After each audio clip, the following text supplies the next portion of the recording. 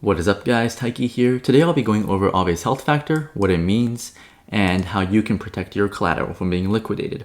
If you like the content, please like and subscribe and leave a comment in the comment section below. So let's get started. So people have been asking like, hey, isn't your health factor pretty dangerous? I mean, it's 1.4, it's an orange color. That means it's dangerous, right? But the health factor, well, later in the video, I'll give like a mathematical proof to show you why I'm not in any danger. But the health factor doesn't really consider what you're borrowing and what your collateral is, right? It's just like taking some ratio and like calculating 1.4. The more important figure is if you click on the details tab here, it'll show you that the liquidation threshold is 77.67%. This is the most important number for your particular portfolio. And it's like roughly 78% because I'm borrowing DAI in WBTC. Like if you're borrowing against like ETH or like Matic, for example, it might be lower. But the liquidation threshold, the definition, is the percentage at which a loan is defined as under collateralized. For example, a liquidation threshold of 80% means that if the value rises above 80% of the collateral, the loan is under collateralized and could be liquidated. So that's the most important thing. So essentially this means that, hey, like if my loan value, right, $17,000 that you see here, reaches 77.67% of the value of my collateral, then I'm under collateralized and I could be liquidated. So this is let me just show you like a more mathematical way to look at this and what this actually means.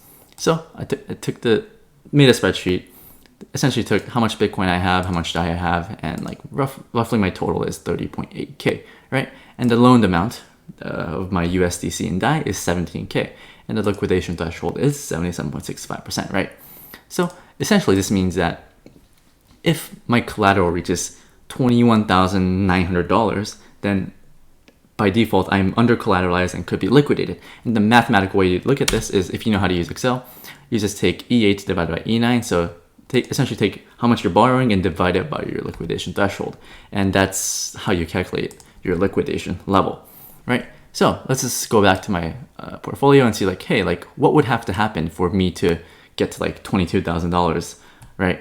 Because most of my collateral is in DAI, then that means that, you know, Bitcoin would have to dump so hard for me to get liquidated. And it's not just like dumping. Obviously Bitcoin can go down, right? I mean, we just saw Bitcoin down 50% and ETH go down 60%. But it's not just like go down. It has to happen overnight, because if Bitcoin's dumping, then I can easily like be aware that it's dumping and pay off my loan so I don't get liquidated, right? So this is my explanation. My collateral would have to drop roughly 30% from its current value.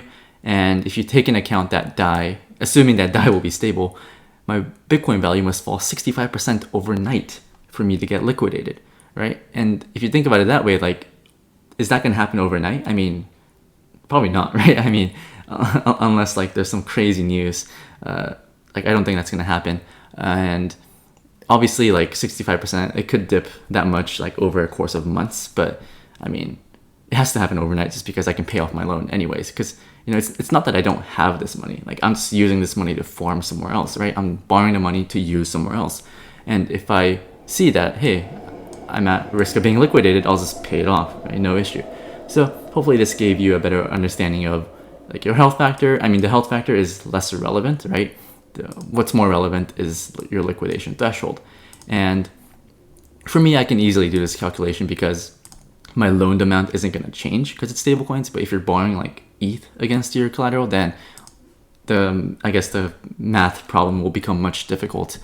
And also even though like 30% overnight is unlikely given my structure, like if your collateral is like a bunch of ETH and Matic and like AAVE and like volatile assets, then yeah, that could happen overnight, and maybe you should increase your health factor.